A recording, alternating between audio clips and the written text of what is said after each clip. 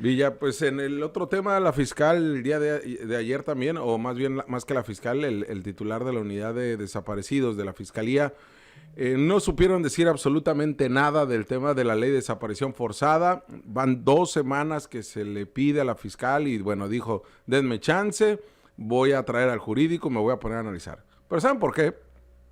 Porque la fiscalía pues no participa en las mesas de trabajo. O sea, porque si participaran, tuvieran a conocimiento que tienen que modificar sus reglamentos a partir de esta ley que se aprobó el domingo, creo que son 119 artículos, en donde en el articulado viene lo que tiene que modificar o hacer la fiscalía, y tiene 90 días la fiscalía para también modificar sus propios reglamentos.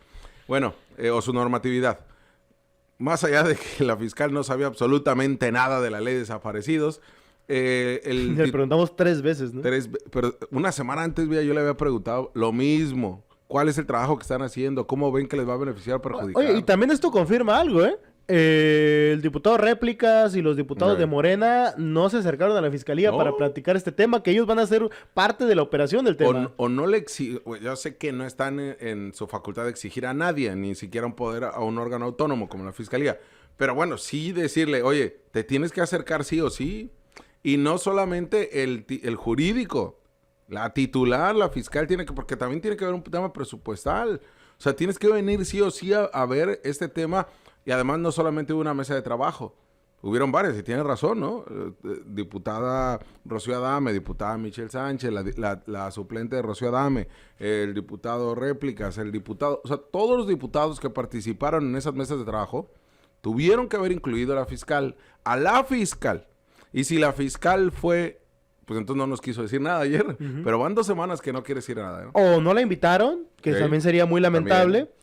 O la invitaron y no tiene idea de lo que pasó. Cierto. Pero si no la invitaron, la verdad es que demuestra nuevamente que hicieron las cosas al bravazo, ¿no? Que en el Congreso, y que no les importó realmente hacer absolutamente nada más que sacarla al fast track antes del proceso electoral, con una enferma intención, extraña intención de que a lo mejor ya no iban a protestar los colectivos con esto, cuando lo único que están generando es provocar más a los colectivos. Está chido eso de enferma intención. Sí, enferma intención. Ya se queda, sí, es que es enfermo, sí, pero enfermo, pero psicológico. pero en este tema de la unidad de desaparecidos, pues también sorprende que en un punto que ha sido el más, pues, controvertido, más impactante, más de escándalo en Baja California en los últimos años, que es la zona de Miguel Alemán, cualquier punto que se haya encontrado cadáveres o osamentas en Tijuana, en Rosarito o en Tecate, no sorprende tanto, ni siquiera pasa por el nivel o el número de cadáveres o osamentas encontradas que el de Miguel Alemán. Estamos hablando de la fosa clandestina o campo de exterminio más importante, lamentablemente hablando, en la región, en los últimos historia de Baja años. California. En la historia de Baja California, en la región, salvo el tema del pozolero, ¿no? Que fue una situación de cientos de cadáveres, ¿no? Pero en los últimos años, me refiero yo, en los últimos años, en la región no habíamos detectado un episodio de esta naturaleza. 22 cuerpos, según lo que comenta la autoridad de manera formal, pero desde octubre, porque hay que recordar que esto se detectó en julio, el 2 de julio, si mal no recuerdo, 3 de julio del 2023, a raíz de las investigaciones del bar Shots.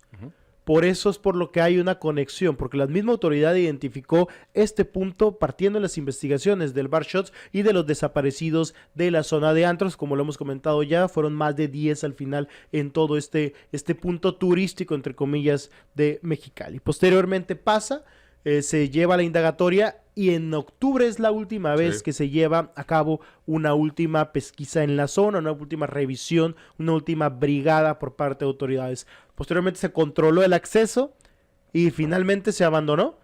Ahora hay que preguntar, ¿ha habido custodia de las autoridades en este punto? ¿Ha habido vigilancia durante este tiempo? ¿Ha habido, porque se va a hacer una última brigada? ¿Habrán tenido custodia, vigilancia para saber si en algún momento pasan grupos delictivos en este punto? Esa zona, que es considerada ya un punto rojo en el tema de la inseguridad o de los temas de desaparecidos, qué tanto fue custodiada y qué tan grande fue el margen de la autoridad, qué tanto se coadyuvó con autoridades de San Luis Río Colorado para que investigaran en la otra parte.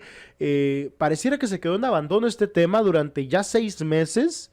Y pues ojo, porque capaz de que llegan, y ojalá que no, pero encuentren más restos que ya no estaban ahí en ese punto, ¿no? En ese momento. Reconoce el titular de la unidad de desaparecidos, que ahorita lo vamos a escuchar, reconoce que desde octubre no hacen ningún tipo de pesquisa en esta zona de Miguel Alemán, junto con colectivos, que ahí fue la última, pero además dices...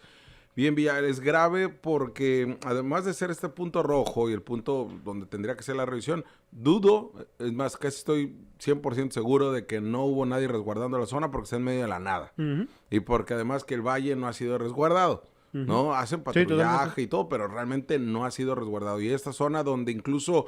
Adelante de el punto se encontró sobre la carretera, bueno, a un costado de la carretera, el cadáver de una mujer que originaria de San Luis Río Colorado. Aquí nosotros le dimos en exclusiva las identidades de 6 personas, 2 más ya fueron identificadas y entregadas sus cuerpos a los familiares. Hay otras personas que ya lograron tener el resultado de ADN, pero no hace match con el banco pésimo de sangre que tenemos, o el banco de ADN, perdón, que tenemos en Baja California y en México. Entonces sí hay un elemento donde tampoco tenemos certeza de quiénes son. Y es ahí donde se tendría que trabajar. Pero bueno, escuchemos al titular de la unidad de desaparecidos hablar del tema.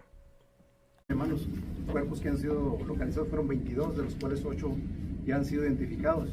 Los demás también han sido identificados mediante ADN, pero todavía no dan match con algún familiar que haya reportado como desaparecidos de esas personas.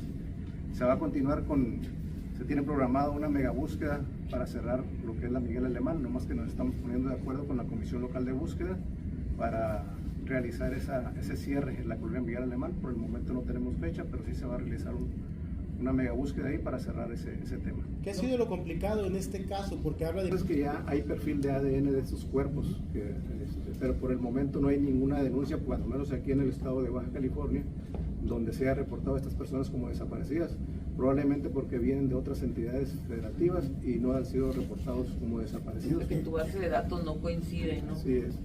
¿Mantendrán la cerrazón para...? Los operativos que se han hecho son por parte de la Fiscalía y la Comisión Local de Búsqueda, y se han invitado a los colectivos para que nos acompañen y verifiquen que efectivamente se está trabajando bien en esa zona. ¿Tiene fecha tentativa? Me dijo... No recuerdo, en octubre más o menos. Ahí está, ¿no? El tema. Interesante saber lo que no nos dice la Fiscalía y que pudimos obtener gracias a las conferencias de prensa, que por eso son importantísimas que se realicen. Y además, pues bueno, le da mucho respaldo a lo que dicen los colectivos, ¿no? Sí, confirma al final esta situación. Y pues bueno, no a reiterar el análisis, ¿no? De cómo es posible que este punto no se haya podido cerrar.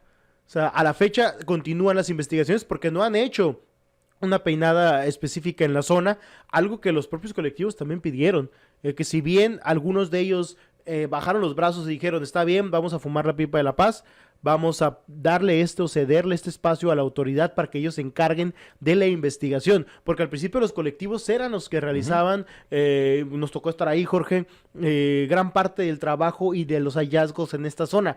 Pero cuando llegaron a la conversación, a los acuerdos, prometieron que iban a dejar que la autoridad ingrese, que ellos realicen la investigación y algunos colectivos o representantes de cada colectivo acudieran para apoyar y para estar como observadores de la investigación. Pero en cuanto lo tocó la autoridad, lo abandonó. Lo abandonó, cierto. Y no hicieron absolutamente nada. Mejor hubieran dejado a los colectivos ahí, que ellos terminaran trabajando ahí, porque argumentaban, es que van a estar pasando y van a hacer un desastre y no van a, al final, las zonas que ya hemos revisado, vamos a volverlas a revisar y se tiene que hacer todo con orden. Preferible hacerlo con desorden que no hacerlo. Y además, quienes hemos estado ahí junto con colectivos y junto con servicios periciales de la propia Fiscalía y junto con la unidad de desaparecidos que hemos estado ahí en esa zona, no se pelean unos con otros. Para nada. Ni se enciman unos con... Es más, en la mayoría de las ocasiones, los colectivos les terminan dando agua y comida a los agentes de la Fiscalía que están trabajando y nadie se pelea con nadie, o incluso se auxilian en el tema del calor que hace o de las zonas delimitadas. Quien termina delimitando antes, hay veces que es los propios colectivos. no hay ningún conflicto ahí. O sea, no había por qué hacer lo que se hacía. Lo que sí entiendo se hizo fue para que medios de comunicación no siguieran publicando el tema. Y lo consiguieron. Te hablamos de frente. Entérate de lo que sucede en el epicentro informativo con nuestro análisis de capital importancia.